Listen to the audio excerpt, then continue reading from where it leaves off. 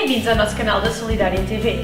Neste canal irão encontrar muitas coisas, entre elas, muita informação sobre a nossa instituição, muitas atividades e, sobretudo, muita Palavra de Deus. Para qualquer dúvida, não hesite em entrar em contacto connosco.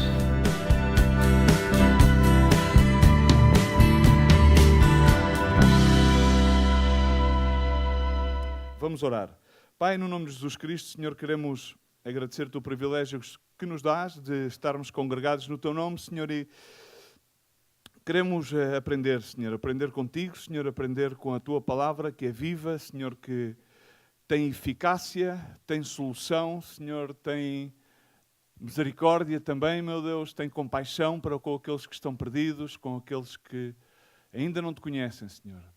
E que sejas tu a fazer obra, Espírito Santo, Senhor, a tocar as vidas, Senhor, a transformar os corações, a transformar as mentes, Senhor, e a trazer, Senhor, o homem mais perto de Ti, com uma relação íntima, juntamente contigo, Senhor, para que possamos edificar as nossas casas, a nossa vida sobre Ti. Tu és a nossa rocha, Tu és a nossa fortaleza. Pai, assim abençoa todas as pessoas que possam ouvir esta mensagem, quer através da internet, quer através da rádio, Senhor, quer aqueles irmãos que aqui estão neste lugar. A Tua palavra, Senhor, não vai voltar a Ti sem que possa dar fruto, fruto agradável a Ti. No nome de Jesus, amém. Amém? E falámos também sobre as duas primeiras colunas, foi as que começámos a ver, o temor, que é o princípio da sabedoria, e a misericórdia. Recordam-se do temor e da misericórdia? Não vamos lá voltar, senão vamos passar à terceira coluna e a ver se conseguimos, sem deixar de fazer ênfase aqui a alguns versículos que são absolutamente, por assim dizer, necessários, que Paulo fala-os a Timóteo, 2 Timóteo, por exemplo, 2 Timóteo, capítulo 3, para que possamos entender que naquela altura não existia uma grande diferença. Provavelmente as coisas hoje em dia cada vez estão piores. Ele fala sobre os aspectos da humanidade dos últimos dias e no verso 5, 6 e 7 diz, com aparência de piedade, aqueles que, enfim, anteriormente começa a falar das características da humanidade, não é? Amantes de si mesmo, gananciosos, blasfemos, respeitadores, ingratos, impios, enfim. Mas no verso 5 diz que vão ter aparência de piedade, ou seja, vão, de certa forma, aparentemente, até parece que têm piedade, até parece que têm amor, têm algum tipo de consideração, mas todavia negando a sua eficácia, diz a palavra na Ferreira de Almeida aqui, na King James diz, negando o seu real poder. E diz a Timóteo, afasta-te desses também, porque são pessoas que se intrometem pelas casas e conquistam as mulheres insensatas. Recordemos que as mulheres e a mulher, segundo a palavra de Deus, é sempre sinónimo da igreja. E nós somos igreja, não o edifício, não a organização, mas sim nós somos a igreja. Somos o templo sagrado do Espírito Santo com o qual Deus tem zelo pelas nossas vidas. Que ficam insensatas, sobrecarregadas de pecados, as quais se deixam levar por toda a espécie de desejos. Estão sempre a aprender, mas não conseguem chegar ao conhecimento, ao pleno conhecimento da verdade. Amém? E essas são as características que Paulo fala dos últimos dias, tempos que são perigosos, tempos em que as pessoas pensam que simplesmente por fazer parte de uma congregação, simplesmente por terem acreditado num dia e confessado com a sua boca, que isso já lhes é o garante da salvação e não cuidam da sua salvação em temor e tremor. Por isso a primeira coluna da sabedoria é o temor a Deus. Temor, reverência, respeito, consideração, é aquilo que de alguma maneira é base. É como fundamento, é como aquela rocha primordial que nos faz assentar e depois, a partir daí, começar a ter intimidade com Deus e permitir que o Espírito Santo comece a emanar nas nossas vidas os frutos do Espírito, que é a mansidão, enfim, 9 frutos, começando que todos eles é como se fosse o amor com 9 sabores. É o gelado do amor com 9 sabores. E leva-nos também a entender que, na realidade, não temos grande mérito. E a segunda coluna, que é a misericórdia, há um versículo-chave, que é o versículo de Lamentações 3, 22, o qual diz que as misericórdias do Senhor são a causa de não sermos consumidos, porque as suas misericórdias não têm fim. Significa que todos estávamos predestinados a sermos consumidos pela ira, pela justiça, pelo juízo de Deus. Mas é a misericórdia de Deus. Continua a dizer, porque elas são novas a cada manhã e grande é a sua felicidade. E dizia Jeremias, a minha porção, aquilo que é o meu bocado, aquilo que é a minha primazia, aquilo que é a minha prioridade é o Senhor, diz a minha alma. Portanto, esperarei no Senhor, esperarei nele, porque bom é o Senhor para os que se atêm a Ele, para os que atentam à sua palavra, para a alma que o busca. Amém? E entramos na terceira coluna. A terceira coluna, que é uma coisa muito simples, que também em Provérbios 3 diz a palavra do Senhor, confia no Senhor. Quantos nós já dissemos este versículo tantas vezes? Confia no Senhor de todo o teu coração e não te estribes no teu próprio entendimento. Reconhece-o em todos os teus caminhos e Ele é aquele que endireitará as tuas veredas. Em Jeremias diz que Deus fez o homem perfeito, mas Ele buscou muitos artifícios. Nós somos feitos à imagem e semelhança de Deus. Mas, no entanto, a nossa inclinação carnal, pecaminosa, leva-nos muitas vezes a querer estribar-nos daquilo que nós entendemos. Amém? Por isso é necessário ter a sabedoria. Qual é a sabedoria? A sabedoria é confiar no Senhor. Reconhecê-lo em todos os caminhos. Entendamos uma coisa, que a base de qualquer sociedade, a base de qualquer estrutura que é composta por pessoas com as quais as pessoas sempre querem dizer não queremos procurar união. E para existir união tem que haver confiança. Estamos aqui? Confiança. A confiança é muito importante.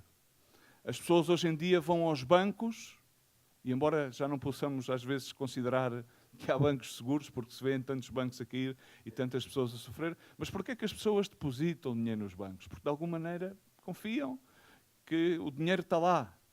E um dia, quando necessitarem, então têm que confiar. Por exemplo, quando tu entras num avião, não vais entrar num avião desconfiado que o avião vai cair.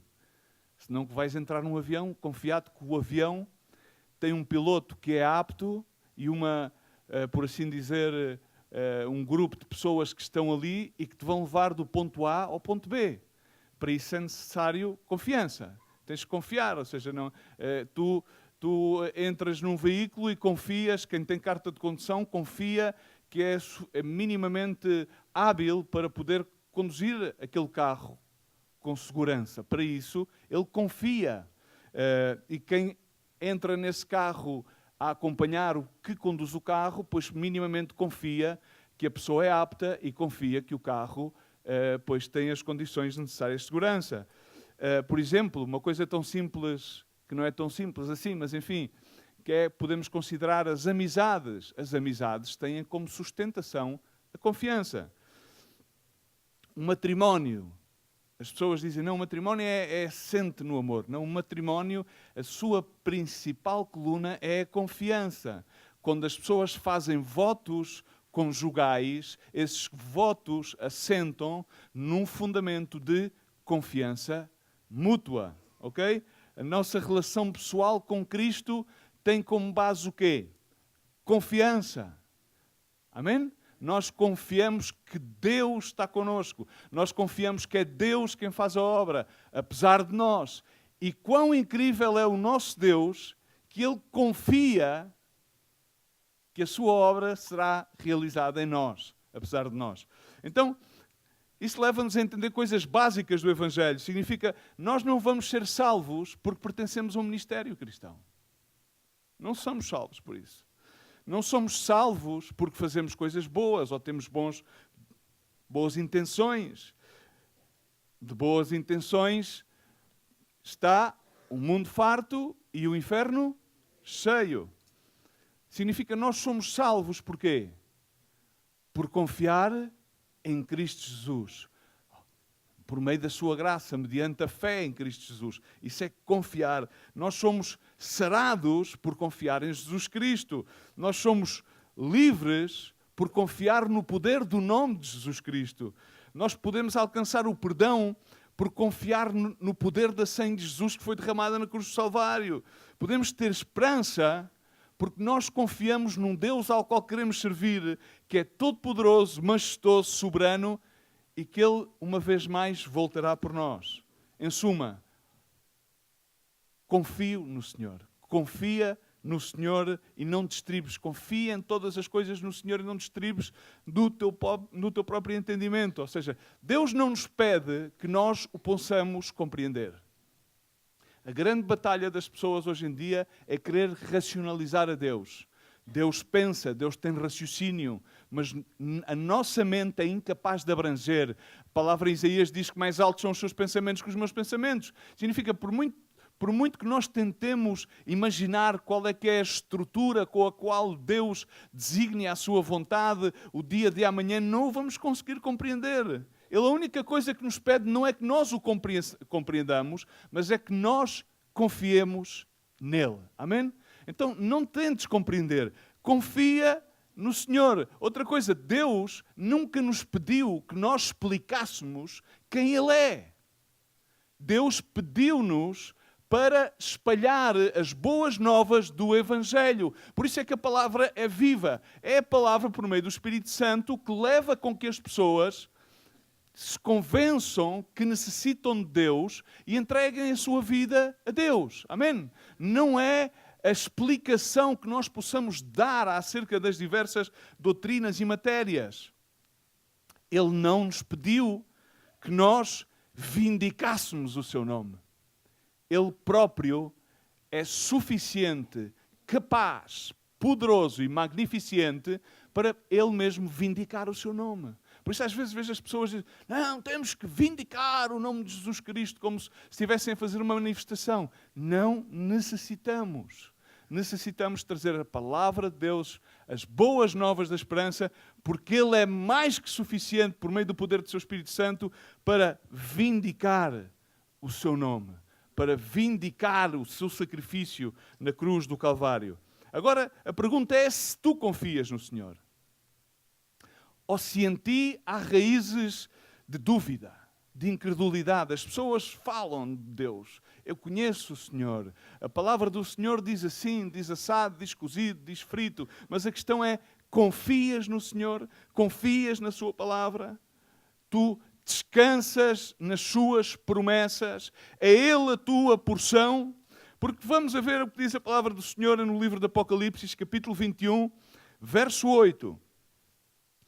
E vou ler de duas versões bíblicas, é o único versículo. Diz, quanto aos tímidos e aos incrédulos e aos abomináveis e aos homicidas e aos fornicadores e aos feiticeiros e aos idólatras e a todos os mentirosos, a sua parte será no lago que arde em fogo e enxofre, que é a segunda morte.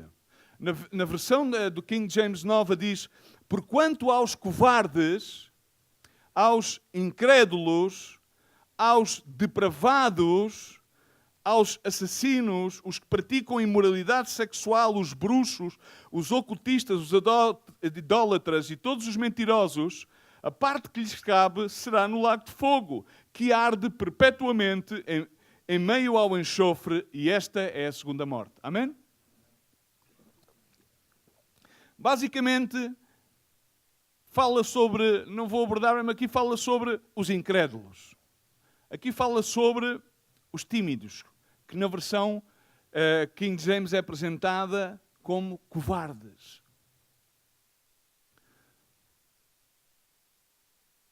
E mais uma lista. Eles estão destinados a serem consumidos pelo fogo no lago de enxofre. Cobarde. Cobarde é ter medo. Uma pessoa que é cobarde tem medo. Estamos cá? E diz que aquele que tem medo não é aperfeiçoado no amor de Deus. Amém? E aquele que não tem amor não conheceu o Pai, diz a palavra de Deus em 1 de Pedro. Estamos cá? O que é ser incrédulo? Incrédulo é uma pessoa que predominantemente não confia. Pode inclusive desconfiar.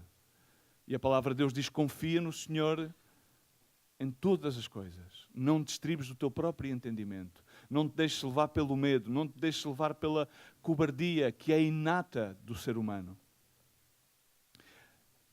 Em termos evangélicos, uma maneira muito simples de esconder a cobardia e o medo é dizer: não, é que nós temos que ser prudentes. A prudência não tem nada a ver com o medo. Aquele que é prudente confia no Senhor. E considera as suas palavras, considera as suas promessas, descansa nele, sabe que a obra é dele, não é sua, sabe que nós não podemos, por muito que nos esforcemos, aumentar sequer um codo à nossa estatura. Amém? Então, cuidado, não nos deixemos acovardar com os desafios da vida. O incrédulo tem sempre dúvida. Deus não suporta a dúvida. Porque quando nós duvidamos de Deus, da sua palavra, aquilo que lhe estamos a dizer basicamente é que ele não é digno de confiança. Estamos aqui? Então, a confiança é essencial. Aquilo que basicamente aqui está a dizer Salomão, quando ele diz: confia no Senhor, não te estribes no teu próprio entendimento, diz-te: olha, caro irmão, caro amigo, por favor,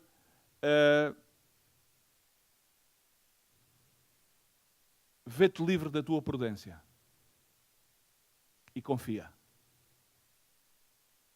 Porque a prudência é confiar em Deus. E Ele fará, endireitará, diz, Ele endireitará os nossos caminhos.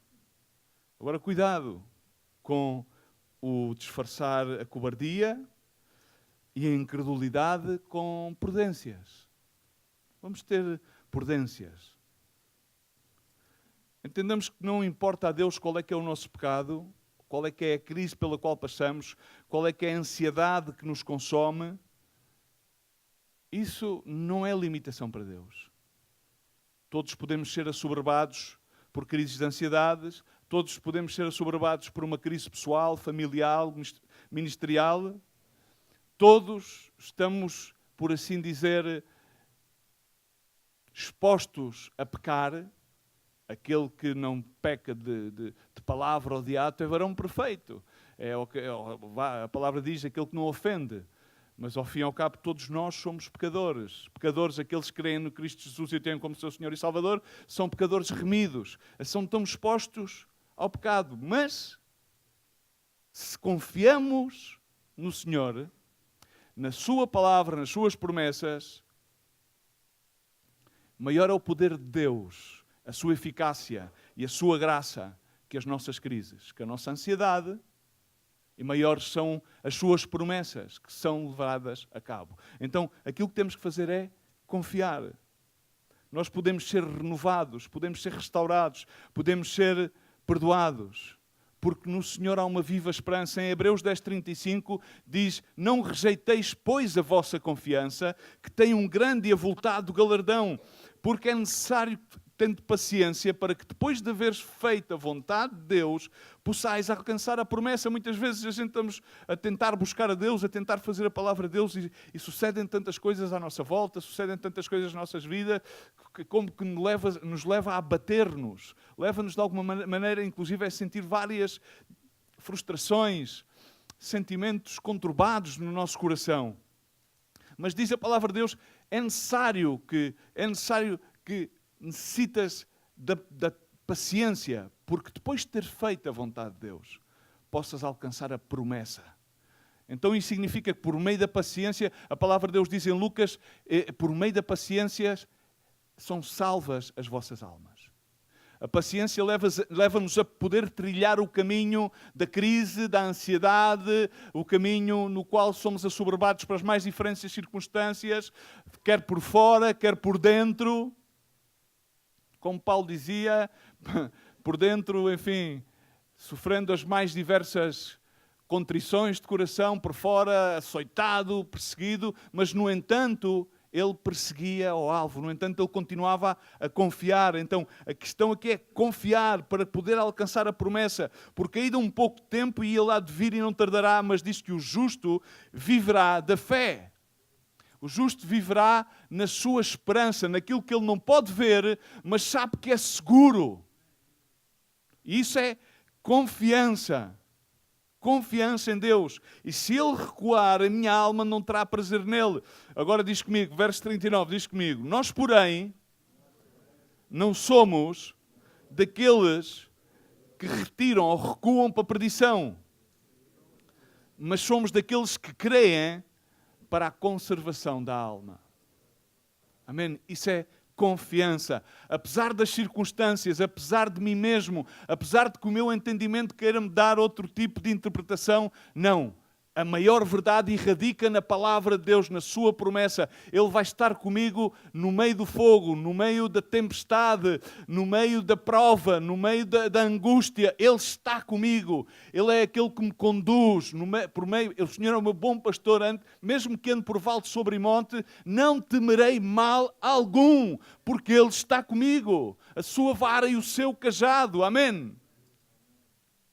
Quarto ponto, mas é essencial que confiemos, isto tem que ser levado à prática nas nossas vidas. Muitas vezes as pessoas pensam que não temos que dar contas, não temos que prestar contas. Às vezes pensamos que estamos acima por assim dizer, pela graça e perturbamos um bocadinho e mal interpretamos o que é a graça de Deus. E esquecemos que Deus coloca-nos como mordomos. E o quarto ponto, exatamente, a quarta coluna é a mordomia. A mordomia. A gestão daquilo que Deus nos dá. Amém? A gestão da palavra que Deus nos dá. A gestão das coisas que Deus nos deixa administrar, que não são nossas, são suas, são para o reino de Deus. Provérbios 3, 9 e 10... diz comigo, honra ao Senhor com a tua fazenda e com as primícias de toda a tua renda. E se encherão os teus celeiros abundantemente e transbordarão de mosto os teus lagares. Mosto é sinónimo de alegria. Vejamos uma coisa, normalmente em qualquer lado, quando se apresenta este versículo, honra ao Senhor com a tua fazenda. Ok, vamos honrá-lo. Ok, tudo o que tenho, deu-me o Senhor, de graça recebi, de graça vou dar. Amém. E as primícias? Quando se refere às primícias, refere-se aos primeiros frutos. É uma das festas principais das 9 festas judias. É a festa dos primeiros frutos. Render os primeiros frutos. Mas agora toda a gente gosta mais do verso 10 do que do verso 9.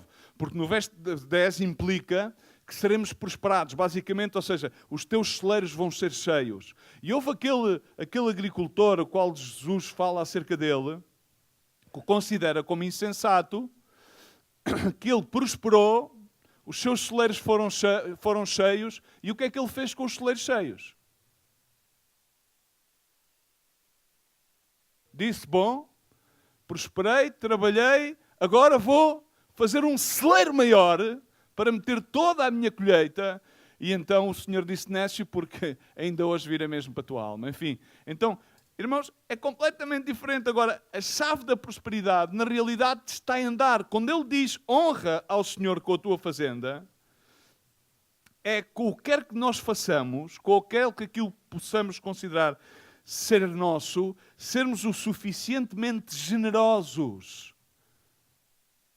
Generosos para com quem?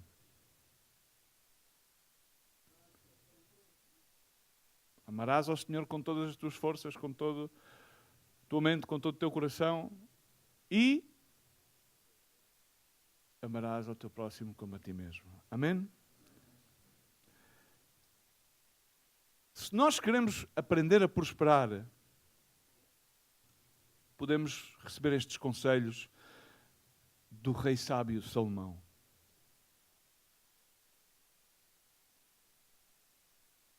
Quando ele diz, honra ao Senhor com toda a tua fazenda. Qual é que é a tua fazenda? Na realidade, aquilo que Salomão está a dizer é que tudo aquilo que temos é de Deus. Foi Deus que nos deu. Aquilo que Deus nos está a dizer é que não temos porque apropriar-nos das coisas. A única coisa do qual nós nos podemos apropriar são das suas promessas. Porque são seguras. São inabaláveis. As coisas passam. O mundo passa. Mas aquele que permanece e faz a vontade de Deus, esse, sim, será salvo. Então, no outro dia, creio que falava com isto na reunião, falava acerca da apropriação na reunião de responsáveis. Não temos por que apropriar-nos de nada. Temos que saber, não há melhor sabedoria na vida que é o saber passar. Passar de uma forma indelúvel, passar de uma forma em que fica uma marca, mas essa marca não é nossa, é a marca de Cristo. A marca que Cristo imprimiu nas nossas vidas. E isso tem que gerar em nós um sentimento de gratidão, um sentimento de responsabilidade para que possamos honrar a Deus. Para que possamos reconhecer aquilo que Deus fez nas nossas vidas. Não, irmão, é que eu levo tantos anos no Senhor e eu tenho um currículo vitae. Glória a Deus. Será que poderemos chegar ao Senhor e apresentar-lhe um currículo vitae? Olha, Senhor, eu durante o tempo, expulsei tantos demónios, fiz tantas edificações para ti, fiz templos, fiz obra social, Senhor, fiz isto, fiz aquilo. E provavelmente podemos chegar a ouvir, bom, afastai-vos de mim, fazedores de maldade, porque eu não vos conheci. Porque o fazer é uma gratificação simplesmente carnal e humana para o homem. Quando nós fazemos, grande parte das vezes, eu diria quase 99% das vezes, aquilo que estamos a fazer é a projetar-nos a nós mesmos e não ao Senhor. Quando nós puxamos de um currículo, aquilo no qual estamos a estribar-nos e a confiar é em nós mesmos e não nas promessas de Deus, naquilo que Ele está a fazer na nossa vida. Amém? A confiança está intimamente ligada com a honra. Por isso diz, honra ao Senhor, e a honra significa ser um bom mordomo daquilo que Deus deposita em nós. Paulo dizia, eu sei em quem tenho crido e que Ele é fiel para guardar este depósito até àquele dia. Ou seja, eu sei. Ou seja, Paulo não dizia, bom, eu sei aquilo que tenho feito. Eu tenho aberto tantas igrejas, eu tenho feito isto, eu tenho feito outro, eu tenho cozido tendas, eu não tenho... Não, ele disse, eu sei em quem tenho acreditado. Eu tenho acreditado em Jesus, o meu Salvador. Eu não creio ter alcançado nada, senão que eu prossigo ao alvo, prossigo à meta, com os meus olhos colocados no Senhor Jesus. E assim ele estava a honrá-lo. E ele um dia era generoso e aquilo que recebia dava. E ele não queria ser de cargo aos irmãos. E neste verso de Provérbios 3, 9 e 10, muitos são os pregadores hoje em dia que se ficam pela segunda parte do versículo. Querem simplesmente a parte da prosperidade. Sim, e a prosperidade de Deus é uma doutrina válida, mas quando ela é exacerbada, então já saiu fora do contexto. Vejamos aquilo que Jesus diz aos escribas, porque os escribas eram doutores da lei, eles conheciam bem a Bíblia. Ele diz, ai de vós, escribas, fariseus e hipócritas, Mateus 23, 23 até ao 26, porque dais o dízimo, a hortelã, sim, eles dão o dízimo. A hortelã, dão o endro, dão o cominho, mas tendes omitido aquilo que há de mais importante na lei. A saber o que é, e diz, a justiça, amém? A misericórdia e a fé.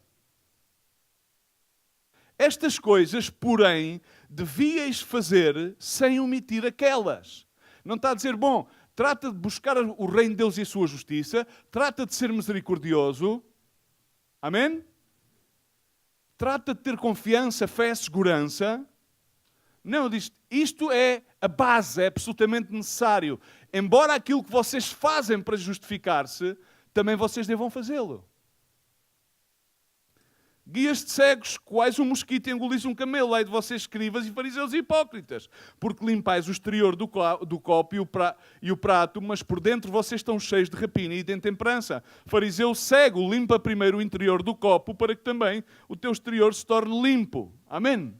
A hipocrisia de fazer cumprir a lei aos demais, esquecendo-se do mais importante, justiça. O que é a justiça? Ai, que isto não é justo. E há muitas coisas que não são justas. Mas, no entanto, são justas. Porquê? Porque têm a ver com a equidade. E há certas e determinadas coisas que vão acontecer nas nossas vidas que nós não consideramos justas, mas têm a ver com bom senso e com equidade. Porque nós estamos a estribar-nos no nosso próprio entendimento e não nas promessas, não na palavra de Deus, confiando. O que é misericórdia? O que é misericórdia? Toda a gente quer misericórdia, mas pouca gente está disposta a dar misericórdia. Recordam-se daquele pastor que parou, ia para uma reunião importante e parou então para que o rapaz engraxasse os seus sapatos. E o rapaz pôs-se a engraxar os seus sapatos. E o pastor, com o seu terno, em português, em brasileiro, com o seu paletó, com a sua gravata, aí estava. Quando ele passou um tempo, começou a olhar para os sapatos e viu que os sapatos não tinham brilho. Então, de uma forma impetuosa, começou a arremeter com o rapaz. Porque, então, o que é que se passa? Isto já tinha que estar. Mas houve ali um momento, parece que lhe fez um clique, quando ele, de repente, em vez de concentrar-se naquilo que achava justo dizer ao rapaz, começou a olhar para a cara do rapaz e viu que ele chorava. Então perguntou-lhe o que é que se passa, o que é que se passa? E o rapaz começou-lhe a contar, olha, esta noite morreu a minha mãe. E eu estou aqui a engraxar uns sapatos, porque o seu funeral vai ser esta tarde, para ter dinheiro para comprar uma coroa de flores. Então o pastor pensou melhor e pediu desculpa ao rapaz. E pelas lágrimas do rapaz, por muito que ele passasse com o pano e com a escova para dar graxa ao cabedal do sapato, era impossível. Ele pediu desculpa, retratou-se, porque veio a conhecer toda a situação daquele rapaz. Então ele perdoou tudo. E Jesus Cristo perdoou-nos tudo. Ele estendeu-nos misericórdia, para que nós também possamos estender misericórdia. Amém? Fé, confiança. Eu conheço a palavra de Deus. Mas tu confias na palavra de Deus? Tu estribas-te na palavra de Deus e contrarias o teu entendimento, a tua percepção das coisas? Isto é muito importante. Mas claro, ele depois falou ali de dizimar. Sim, o dizimar também é importante. Toda a tua fazenda. Mas muitos dos que estão a viver em comunidade na Remar dizem, não, mas nós não temos nada. Tudo é do Senhor. Será que é? Ou será que te aproprias das coisas? Será que te aproprias do teu próprio ministério? Não, é que eu sou o Senhor pastor. Oi, cuidado. Não, tu és a tua identidade. E a tua identidade diz, lá no teu bilhete de idade, o teu nome, o teu género, ainda há género, ainda vai havendo género. Cuidado, qualquer dia vai começar a deixar de... Aparece lá o teu género, a tua data de nascimento e a tua afiliação.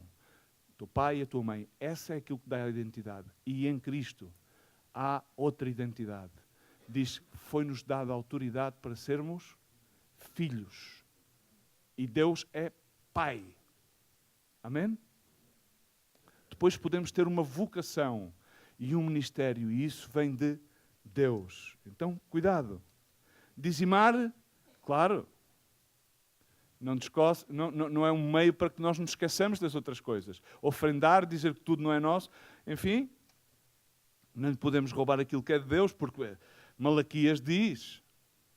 É incrível que aqui ninguém, às vezes, esquecem-se de ensinar isto. Roubará o homem a Deus, todavia vós me roubais e me dizeis em que te roubamos. Pois nos dízimos, nas ofertas alçadas, porque não dizimas, não dizimas.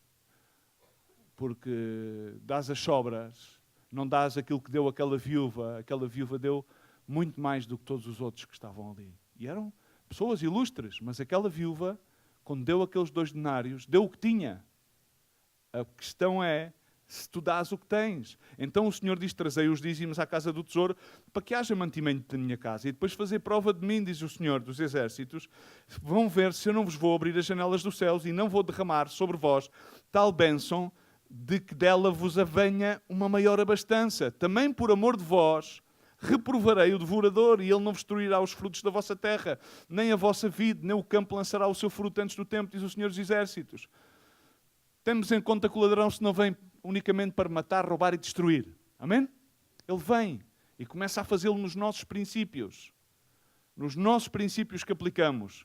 A pergunta está, honras ao Senhor com todo o teu ser, com toda a tua fazenda, com tudo aquilo que desaproprias-te de ti mesmo, da tua vontade, daquilo que, enfim, que Deus permite que seja considerado com bênção? Estás tu disposto sempre a semear no Senhor, no reino de Deus? Ou tomas o dízimo e a oferta como uma gorjeta? Vou dar isto como Deus não precisa de gorjetas, porque Deus é o dono do ouro e da prata.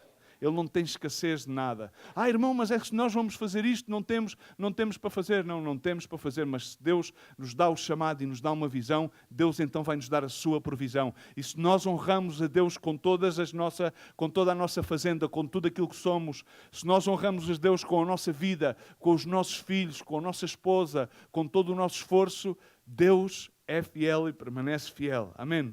E quando tu honras a Deus, Deus protege-te e Deus prospera-te. Deus não permite que venha o ladrão a roubar-te.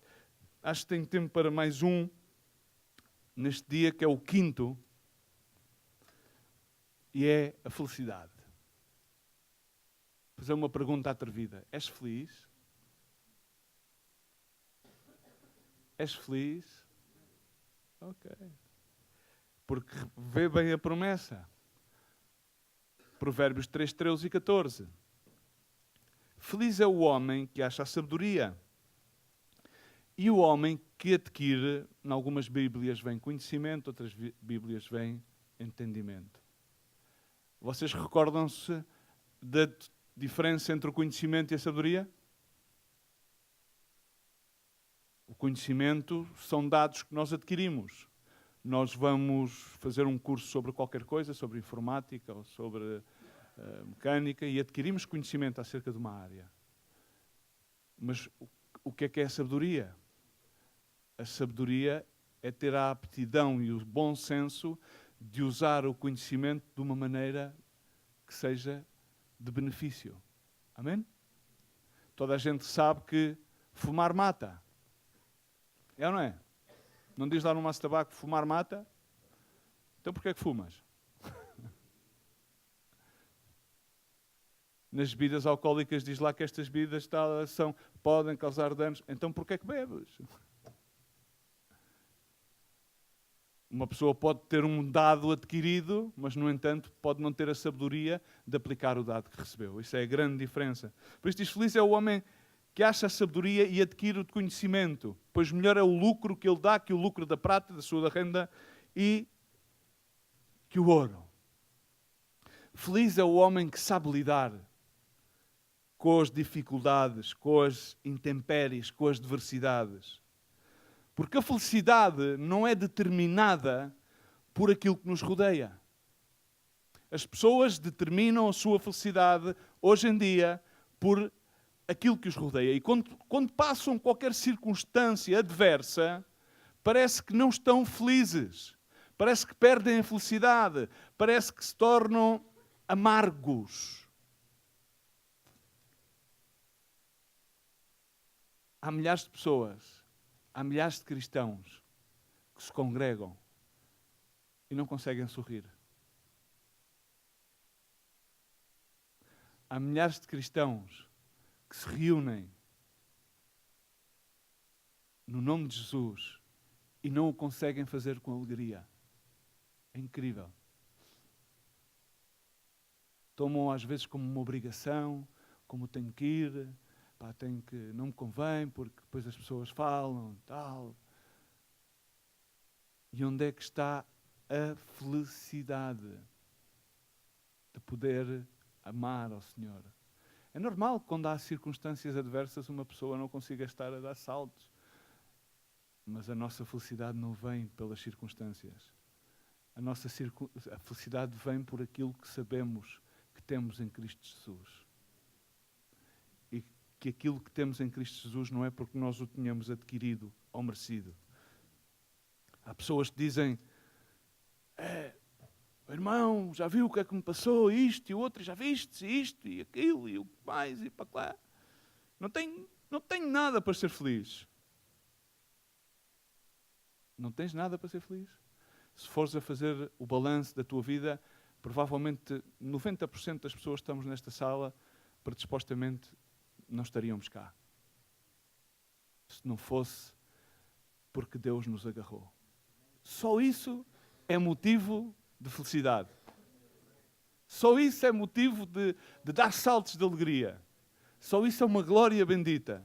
Não tens nada para ser feliz.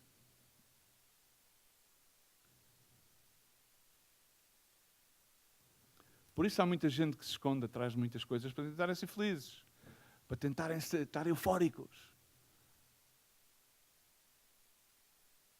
1 Tessalonicenses, capítulo 5, verso 15 e 16, diz: vede que ninguém dê a outrem mal por mal, mas segui sempre o bem uns para com os outros e para com todos. E diz: regozijai-vos sempre.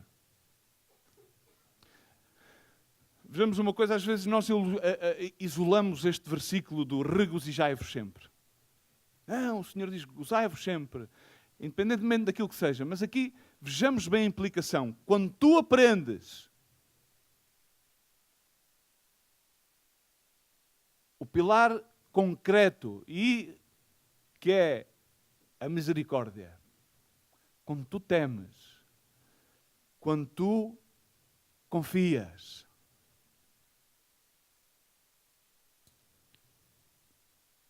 quando tu és bom mordomo, então vais entender que não tens que dar a ninguém mal por mal, mas tens que seguir o bem, vírgula, uns. Mas se ele me devolve, se ele te devolve mal, tu o que é que tens que fazer? O que é sábio? É devolver mal por mal ou bem por mal. Porque fazendo assim vamos ganhar o mal. E o que é isto, senão que aplicar: mas o irmão é injusto. Não. É de bom senso, é justo. Mas já viu, eu fiz-lhe isto, eu fiz-lhe uma coisa que até é de bom tom, eu tratei de tratá-lo bem, e já viu como é que ele me trata? Não te preocupes, tu fizeste o bem. Está. Quando ele te devolver mal, volta a devolver bem. Porque é justo fazer o bem. Amém? E depois diz: e para com todos. É bom fazer o bem sem olhar ao quem. É bom fazer as coisas sem estar à espera de que nos recompensem das coisas. Ou seja, o princípio base, ou seja, Jesus veio para estabelecer uma nova aliança de graça, mas o seu intuito não era: eu vou vir a ver o que é que... Não era naquilo que ele poderia receber, mas era naquilo que ele ia dar. Por isso ele diz: ele humilhou-se a si mesmo, entregou-se a si mesmo, foi obediente até à morte e morte de cruz. Ele não se agarrou à sua divindade como algo para evitar a cruz, não, que ele entregou-se. E isto, ele fê-lo com, diz a palavra de Deus, pela alegria que lhe estava proposta. Ele fê-lo como? A queixar-se. Vemos a Jesus Cristo a queixar-se nas suas últimas horas? Não. Ele disse no Getsemani: se for possível, passe a mim esta copa, no entanto que se faça a tua vontade. Ele cumpriu na cruz, Eli, Eli, lama sabachthani, Deus meu, porque é que me desamparastes? Porque era necessário que o Pai deixasse o Filho por um momento para que ele pudesse suportar o peso de todo o pecado sobre as suas costas. E depois, ao fim, ele termina por dizer: a ti te entrego o meu Espírito. Ele podia ter desobedecido e podia ter ido para a tasca beber uns copos. Afogar, como se diz na nossa gíria portuguesa, afogar as mágoas. Naquela altura, também se afogavam as mágoas. Estamos cá. Mas há muita gente que esconde a sua falta de felicidade atrás de uma bebida para se sentir eufórica, atrás da droga, outro através do prazer sexual irresponsável, de uma forma irresponsável, outros através das redes sociais, a perpetrarem imagens que não são corretas e a perpetrarem uma falsa identidade.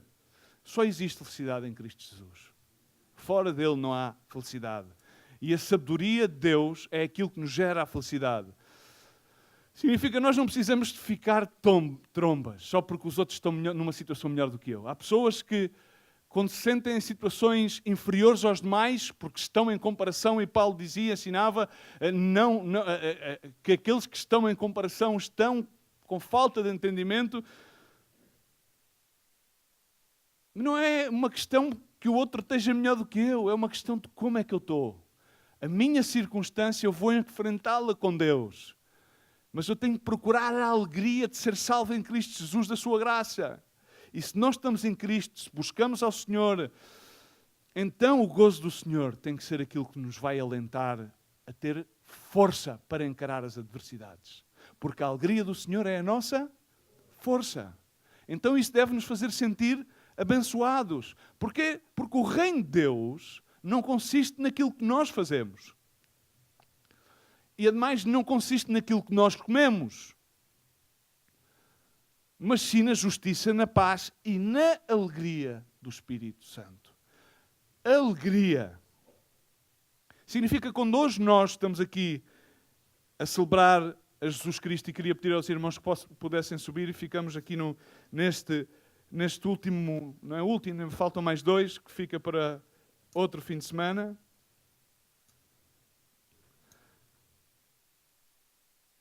Quando nós nos juntamos aqui para celebrar a Cristo, quando nós estamos no nosso lar e abrimos a Bíblia para ler ou oramos, devemos sempre aí estar a recobrar a alegria do Espírito Santo, que nos vai dar a força para lutar aquele dia, porque basta a cada dia o seu próprio mal. E virão muitas dificuldades à peregrinação do cristão. Mas, principalmente quando nos celebramos, é uma coisa que a mim me chama muita atenção. As pessoas, normalmente, é raro ver as pessoas com alegria. É difícil. Porquê que é difícil expressar alegria? Pensamos que às vezes por ter uma cara séria, isso causa-nos ser mais dignos. Ou, melhor, muitas das vezes, afastamos as pessoas de nós com essa seriedade extrema. De tal maneira, porquê? Porque na realidade estamos a escudar o estado da nossa alma. Mas se temos alegria e se aprendemos a expressar essa alegria, entendemos que quando nos juntamos para celebrar aqui, aquilo que estamos a celebrar é a vida. Estamos a celebrar uma nova vida. Estamos a celebrar que há motivo suficiente, porque provavelmente há pessoas que estavam perdidas, mas podem hoje encontrar a Jesus Cristo. Amém? Há pessoas que podem estar doentes e podem alcançar a sanidade em Jesus Cristo. Significa que quando nós nos juntamos no nome de Cristo Jesus, aí o local onde estamos 2 ou 3 congregados no seu nome, é o local onde as tuas tristezas não pagam dívidas. Não tens o direito para trazeres as tuas tristezas. Senão que o direito que tu tens é apresentar as tuas tristezas no altar do sacrifício para que o teu lamento seja convertido em baile. Eu queria convidar-te que tu te pusesses de pé hoje, nesta manhã, e pudesses recobrar alegria no Senhor. Amém? Possas cantar um cântico novo ao Senhor, um cântico de júbilo, de alegria. Porque tal como diz o Salmo 98, ele diz: cantai ao Senhor um cântico novo, porque Ele tem feito maravilhas. Aleluia, amém? A sua direita e o seu braço santo alcançaram a vitória. o Senhor faz notória a sua salvação. Ele manifesta a sua justiça perante as nações. Diz que lembrou-se da sua misericórdia e da sua fidelidade para com a casa de Deus, a casa de Israel. Todas as extremidades da terra viram a salvação do nosso Deus. Que bom é que possamos contemplar a salvação do nosso Deus. Assim que celebrai com júbilo, com alegria. Amém? Podemos entoar um cântico de alegria hoje ao Senhor. Amém?